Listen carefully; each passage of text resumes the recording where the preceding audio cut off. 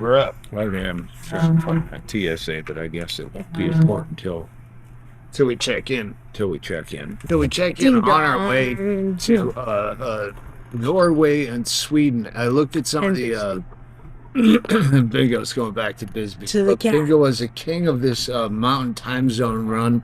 Mhm. Pushing the merch. She sold every issues with Andy vintage shirt, even smalls. I had to push that last one. Yeah. I just said, I'm not leaving until someone buys this. It was down to 2 petite gentlemen and 1 small shirt, and that was the last of the merch line. And Bingo sold the last shirt to one of the petite gentlemen.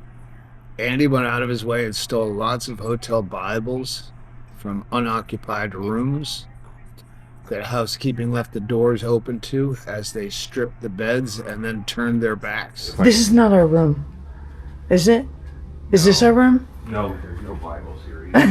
It doesn't hurt to check. It makes me feel like I should learn just the rudimentary Spanish, because I'm going to run into one of these times, and I try to explain that I'm sorry, I left my phone charger in here, and then I have a cable in my pocket, so if it ever came up, I just walk over and go, oh, there it is. Hilarious. There it is. But Yeah, biblioteca doesn't mean Bible in Spanish. yeah. It means something else. Biblio. Dictionary. Yeah, so I when Doug put this schedule together, I looked at different stretches, and one of us is going to be, need medical care. I don't know how we're going to get through 3 days in Portland, but yeah, we're nicely in the middle or whatever, and it's been going good. Yeah, I don't know. I looked at the upcoming, like every venue we're playing. We're playing 3 shows in Norway and Sweden, but the venues are fucking ginormous. Yeah, I it looks haven't different. been there in like, I don't know, 12 years or something. And I was playing, from what I remember, pretty small ballrooms. Even the special I filmed over there was probably only 250 total at best. Well, So yeah, let's hope the Swedes have heard of our Ukraine visit. we sold out almost everything in the mountain time zone, but a lot of them were like 50 or 60 seaters. Yeah. I meant to ask in that Townsend, Montana, it was Mother's Day, a couple brought a baby, and the baby was sitting on a mother's lap, but could we see that ticket for the baby? Because technically it's a real person in the room. We thought of that too late. Yeah, and the baby was sucking tit in the back of the room, which you just don't do in a comedy room. Nora. I got footage of it. I remember, like, it made me realize what a miserable cunt I must have been for most of my career, because I would have said, there's no fucking way they're bringing a baby. Get rid of the baby. Yeah, and I jumped them. I had some fun with them, but I did note in my head that they're both drinking porters, and the mother's breastfeeding the baby with it. Well, so it's basically the baby's getting a free drink and free ticket. Must be nice to be a baby. You don't have to get up to you. In fact, I go, I think that baby must have pissed her panhole or whatever, because it's all, the diapers puff up. She goes, oh, you're a good dad. You recognize that. Well, I'm not drinking porters and in charge of a kid, but I do Monday morning quarterbacking, parenting. Yeah, if you can have a baby, you should be able to have your dog. Like, it seemed like the Well, they were also the only locals. You said, are there any locals in town? And they were That's true. from there. But Yeah. here's what, Townsend, it's like 30 or 40 miles from Bozeman and Butte. Yeah, there was when we pulled into the laundromat, which is one of the top things to do in Townsend, laundry, there was a very trumped up truck. So immediately I'm thinking, oh shit, it's going to be, a bunch of rednecks and shit. But there was nobody from the town except that At couple. the show, right. They all drove in from Butte or somewhere else. So. Well, it's like, when we filmed No Place Like Home in Bisbee, that sold out of town before anyone in Bisbee knew it was there, because they're not paying pay to get in. What the fuck? Fuck you. Yeah. You think you are. So I read a comment on the Eugene gig, which is in September, but somebody was like, oh, finally Doug's coming to town and I can't afford tickets. and it's sold out. You know, which is it? You couldn't afford tickets, now it's sold out, or you were saving up and it's too late. Yeah, someone emailed me about, hey, I need tickets. Can I get tickets from you? I go, I don't have tickets. Aren't you Ticketmaster? The club has tickets. I have an act, which is, but it was a definite no on the tickets. So we did offer the guy from the bar the other night, if he joined our Patreon, we'd try to find a way to get in. Oh yeah. Patreon people said if you have a question like that on your Patreon, well, that's different. We can maybe finagle something. Yeah. Basic. I'm starting to feel skittish about having a firearm packed in my bag. Are they going to see it? You know what? I understand that you don't want firearms on planes, but understand we're recording. Thank you. We don't like redundancy while we're recording. And you don't like firearms in bags. Something's got to give. I guess Fort Collins was definitely the highlight of the gem of the tour. It's such a great club. It's called the Comedy Fort in Fort Collins, Colorado, and that's I got into the Grams that night and was in the best place I've been since I had cancer. This is the most beautiful universe I've seen in a while. I told you this. Enjoy every goddamn water. goddamn ridiculous. That ain't goddamn Dang it. Oh, I hope There's not. your water right here, Andy. If you spike my drink, lady, no. Andy, your water's right here. We'll do team. I know. She put a hydrator in. I did. There was a baggie of cocaine, and I went, why not? But I did. I was so sheepish about it that I just quickly put the straw in the bag. You know how that always turns out. But you don't know how much you're doing, and it cascaded back. You got some backwash in that bag. I told Doug before he went on stage. I said, I was talking through my nose, and I felt like I go, "This is gonna have felling. You're gonna start talking like me at the end." My head was so full of narcotics that were nowhere associated with the club. Just something I found down the street from a friend. Yeah. Well, Andy, after the show was like, listen, cocaine. There's a reason that comedy boomed in the '80s because, oh my God, I went.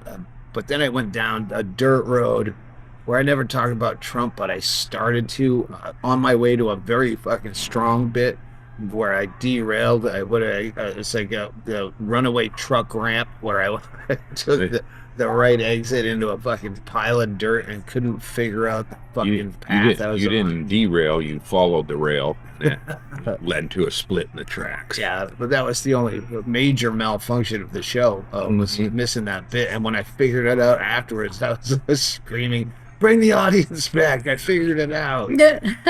But Andy went on to mix his cocaine with ketamine, Molly, weed, and cocktails. I started with a little cocaine, Okay. and then Molly, Okay. ketamine. Okay. That I don't know. It opened my brain up in a weird way. Okay. But I mean, it could just be gibberish. You know, who knows? It was the perfect concoction. It was a complete Hunter-esque, circus bar, Andy. Yeah. It was just- I was catching blue butterflies, and I was You sure were, that I is caught true. one, and I was Yes. like, "Yeah, when they see this, they're gonna understand what's going on." I got And was that like, on tape. Okay, no butterfly. I'm kind of fucked up. And not believing in marriage, I did get down on my knee and I proposed to Maya. because she was GM of the club. Fucking amazing. Everyone's amazing there. Yeah, it was an incredibly well-oiled machine. So it was incredible. And then we went on a 3-show run of, again, Baby, I would have never fucking tolerated. And then 3 clubs in a row, 4 shows, because 2 of them were in South Dakota, that were beer and wine only, which I would have fucking... That would have been. Oh, I yeah, would there have been was- on the phone with Hennigan going, "Dude, fucking ass." No, I think we followed. I mean, we definitely followed the Oregon Trail on part of our drive back here, but I felt like we were pioneers and we were dealing with weird laws. I couldn't smoke weed. Right. Through a few states, had to get rid of drug. I did a drug abuse session in one morning of dumping white drugs, Right. mush. I got rid of a lot of stuff in the toilet because I didn't know the local ordinances about handing out drugs to the homeless. But it wasn't easy. It was like the pioneers had difficulties. We had equal hardships along the way. Yeah, South Dakota was. I think that's when we started getting a little temporary.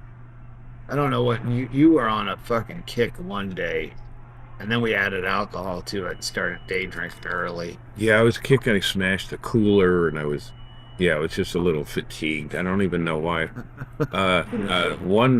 In Boise, Idaho, I was down getting ready to cross a busy street, and I see a mother duck followed by 6 or 7. It's unclear from the pictures if one went missing, but the mother was going to walk the ducks down to the road to get to the river, and I started trying to get them to reconsider, and then this other lady got in the way, and one thing led to another, and I ended up grabbing up all the mother duck's babies and putting them in a box, and then I was trying to get the mother to follow me down to the Using river. duck sounds like And like standing in the road, and people, I block traffic with a Vins file, but I'm holding a box and a bag. Kyle. Seeing Heil, and I had a power smoothie that I had to at just some point dump in favor of the ducks.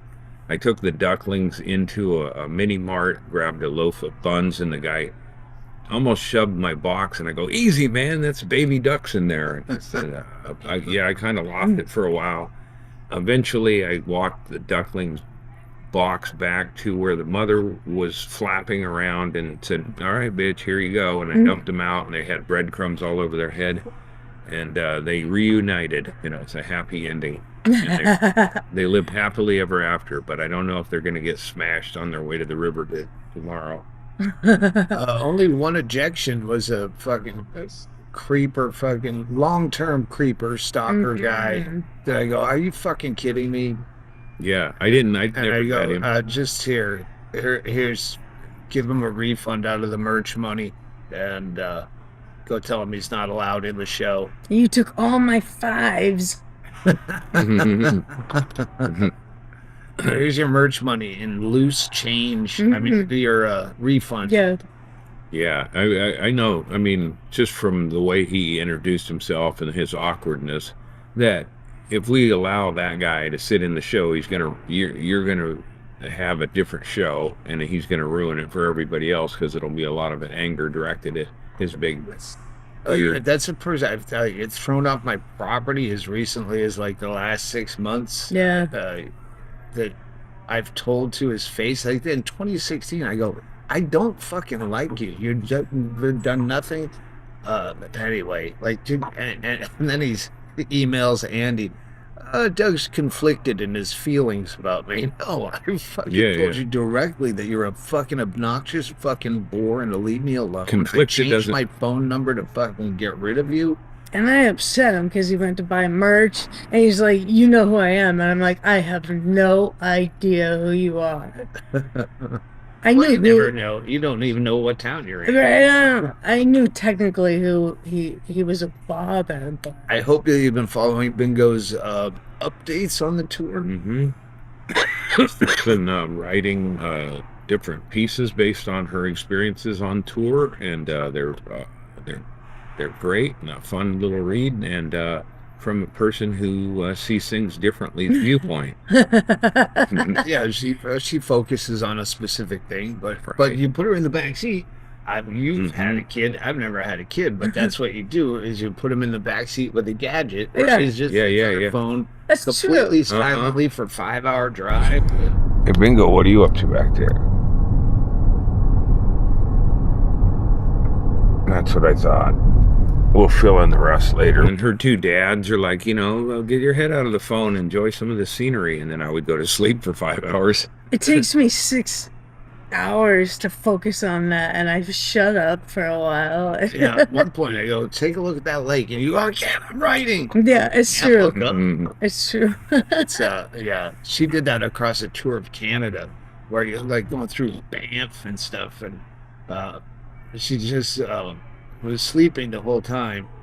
mhm. And then you go, this is some of the most beautiful scenery in the world. You look back, take pictures of Bingo. I had With a the million eye pictures. mask. Yeah. Below eye mask out.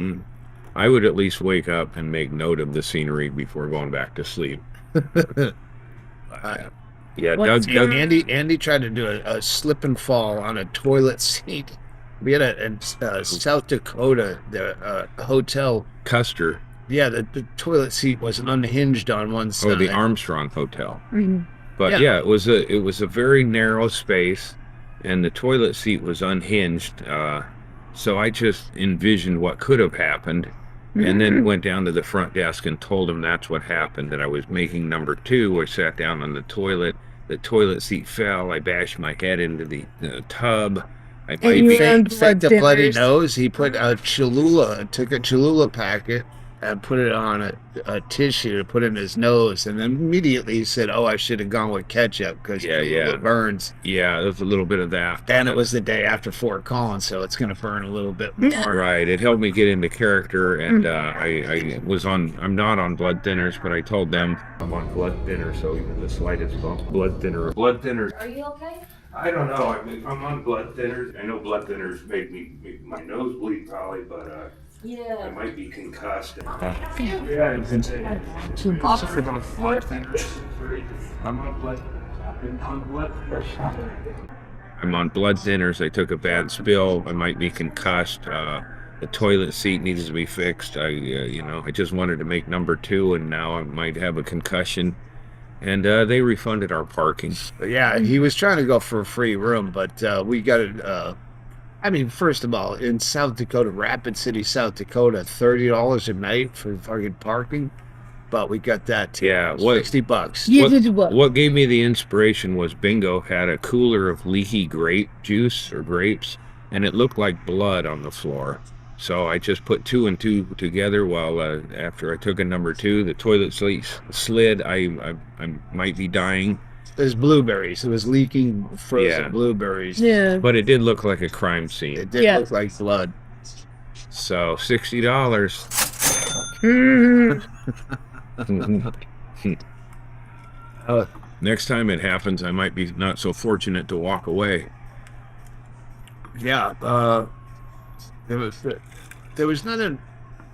Salt Lake was great. Keith Stubbs who runs. I've known Yes. since we were Wise guy.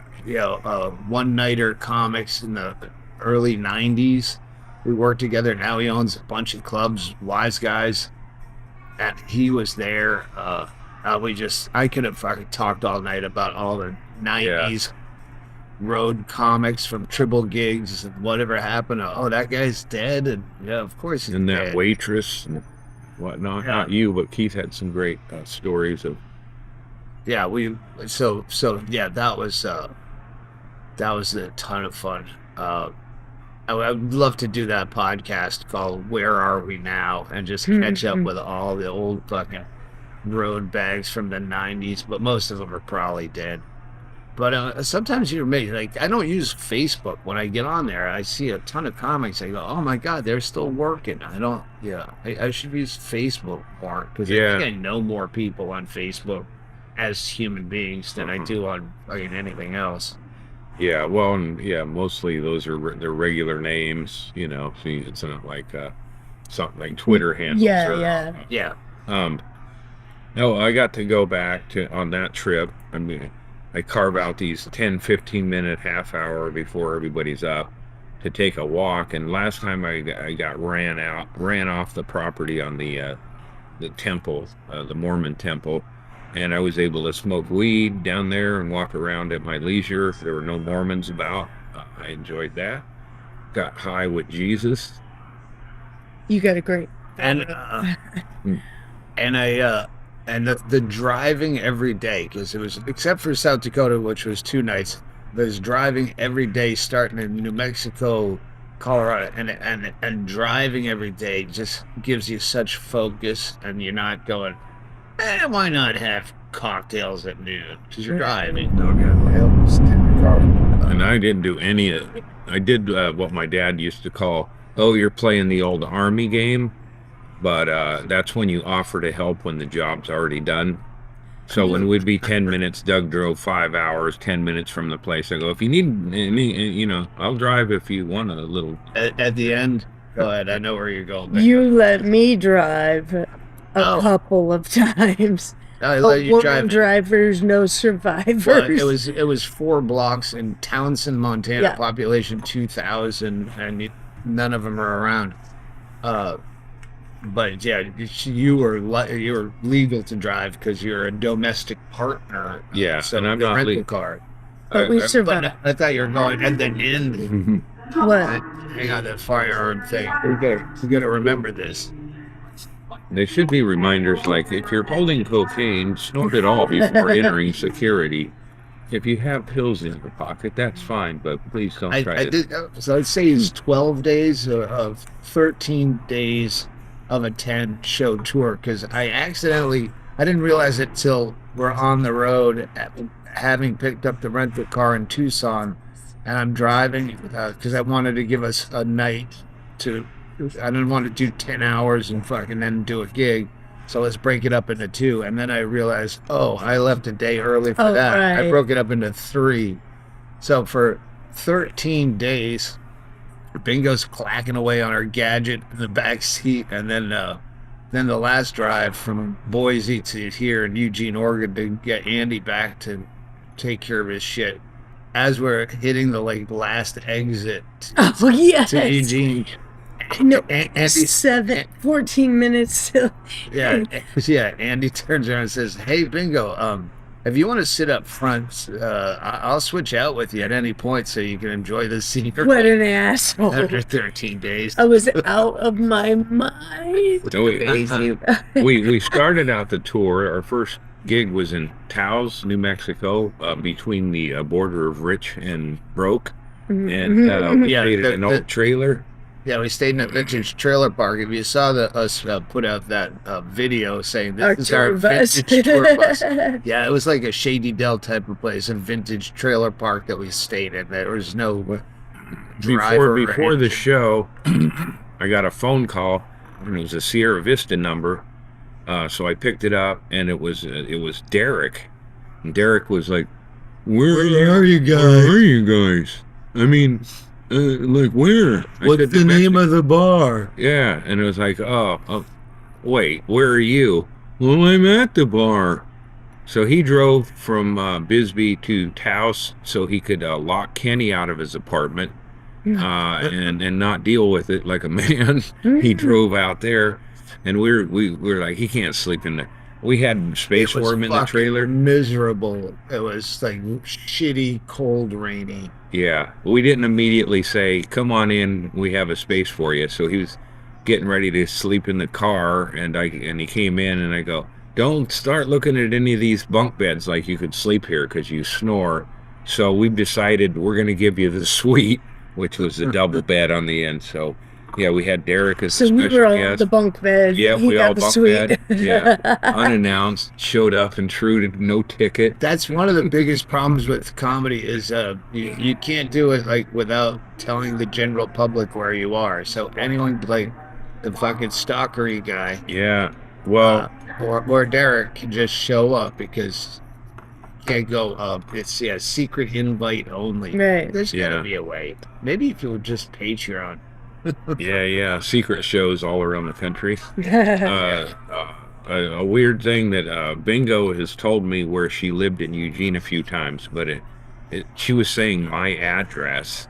So I was like, no, that's my address. So it was confusion, but when Bingo lived in Eugene for a year after her high school, she lived about 500 feet away from where I live now. So but we had no idea. It's like if it was and they fucking hate when they do that, where they have, it's Yeah, Opal Place and Opal Way and then Opal Terrace. And like, Right. why? Just Yeah, make up fucking different names. I So knew the whole time our street was the same thing. I knew it was place. Yeah. I never knew we were close. That right street there. that street runs along like University, and it runs out into the and it's hills where I'm at. It's fragmented. It's a weird fucking little area. So she lived at, let's say it's 111 Opal Place, and he lives at 111 Opal Court, where they're right next door to each other. He can see my roof from his porch. When so the leaves weird. are off, and I told you guys this, it's like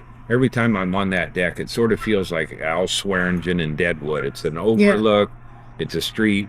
Most of the action is turkeys fighting, but once there was a SWAT team tackled a kid and tasered the mother down there. But normally it's pretty quiet. But I could imagine if Bingo still lived down there, I'd be like Al Swearingen going, well, look at the bald chick. Hoo-ha. All right, we better go check in. Okay, yeah, let's do it. Hopefully Alex can put this together with some of the footage and some of the goofy shit. Was there stage stuff? Oh, I got plenty of stage stuff. I got plenty. Yeah. All right. Well, he can pick and choose. And this is a travel log as far as we remember. All right, 1, 2, 3, ready? All right, click. 1, 2, 3, 7.